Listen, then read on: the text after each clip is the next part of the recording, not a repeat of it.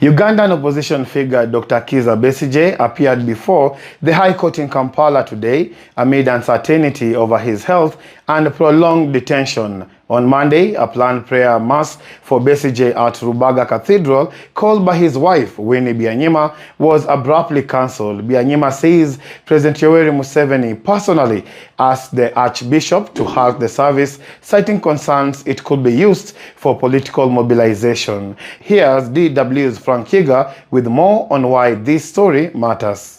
In court, lawyers representing Mr. Besigye protested that the prosecution had only partially shared its evidence, insisting instead of full disclosure of all materials in the state's possession.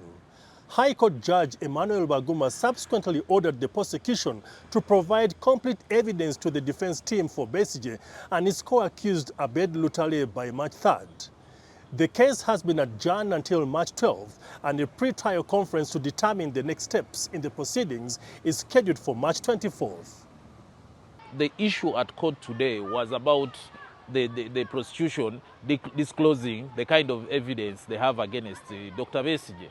And it seems like they are not ready even to disclose what they are holding against Besigye. And we shouted out and said, okay, fine, if you can't bring the evidence now, then just give him bail. And when you're ready, you can always prosecute. So it's unfortunate that, again, for another 1 month, Kizza Besigye is still being incarcerated. And this is over a year. The trial has not begun. The evidence, the very basic thing of any fair trial, has even not been given to his defense lawyers. This is the fourth time Besigye is being accused of treason. In the 3 previous cases, one was tried, failed, all the others we are discontinued along the way. So this is the fresh one, so back on the same journey. And because this matter is determined by Museveni, I think every single decision taken by court, they've got to consult him, and they may not easily access him. I am surprised that he can even now stop churches from praying for Besigye. So if the man can go in private matters between man and God, and he says don't pray for him, what about courts whose budgets he prepares every year? So really, for us, the only surprising thing is that people don't see it.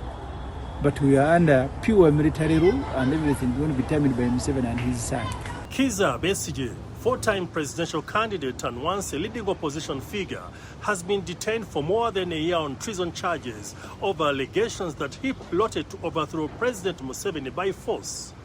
Human rights groups have accused the government of keeping Besigye in solitary confinement and subjecting him to conditions they describe as cruel and degrading under international law.